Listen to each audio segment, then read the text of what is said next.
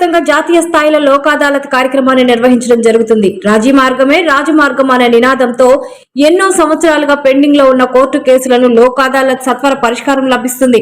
కుటుంబ కలహాలు, గొడవలు, క్షణికావేశంలో చేసిన ఎన్నో తప్పులకు కేసులు పెట్టుకొని కోర్టులు చుట్టూ తిరిగే కక్షదారులకు ఎటువంటి ఫీజులు లేకుండా ఉచిత సత్వర న్యాయం ఇక్కడ అందిస్తున్నట్లు Bhadrachalam first class magistrate court magistrate Shiva Nayak తెలిపారు.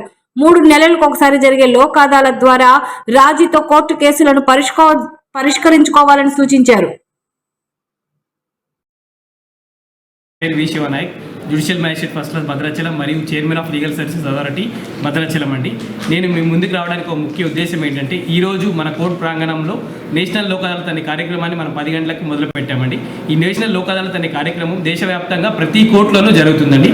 దీని యొక్క ముఖ్య ఉద్దేశం ఏంటంటే, పేరులోనే ఉందండి నేషనల్ లోక్ అదాలత్, జనాల కోసం పెట్టిన అదాలత్ అనే కార్యక్రమం. అంటే ఏంటంటే, ఏదైనా కేసెస్ మీ మీద, చిన్న చిన్న కేసెస్ మీ మీద ఉన్నా, మీరు ఎవరి మీద పెట్టినా, ఏ ఒక్క రూపాయి అయినా సరే లిటిగేషన్ కాస్ట్ అనేది లేకుండా మీరు కనుక కోర్టు ప్రాంగణంకు వెళ్ళి మీ కేసు నెంబర్ చెప్తే ఇరుపక్షాల వారిని పిలిచి కూర్చోబెట్టి మీ ఒక లోక్ అదాలత్ అవార్డు అనేది పాస్ చేస్తాము. అమికబుల్ సెటిల్మెంట్తోనే, అంటే ఇరుపక్షాలకి అంగీకారమైన అవార్డును మాత్రమే మేము పాస్ చేస్తామండి.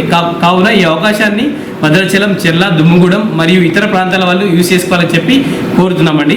జనరల్గా ఈ లోక్ అదాలత్ కార్యక్రమం అనేది ప్రతి 3 నెలలకు ఒకసారి ఉంటుందండి. కావున ఈ రోజు జరిగింది, మళ్ళీ 3 నెలల తర్వాత మళ్ళీ జరుగుతుంది.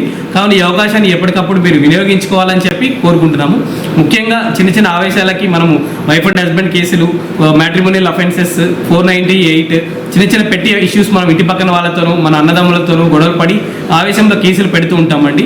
అలాంటి వాళ్ళు ఈ యొక్క అవకాశాన్ని వినియోగించుకొని తమ యొక్క అమూల్యమైన టయాన్ని, డబ్బుని సేవ్ చేసుకోవాలని చెప్పి మేము కోరుకుంటున్నామండి. సో ఈ అవకాశాన్ని వినియోగించుకోవాలని చెప్పి మేము కోరుతున్నాము. Thank you.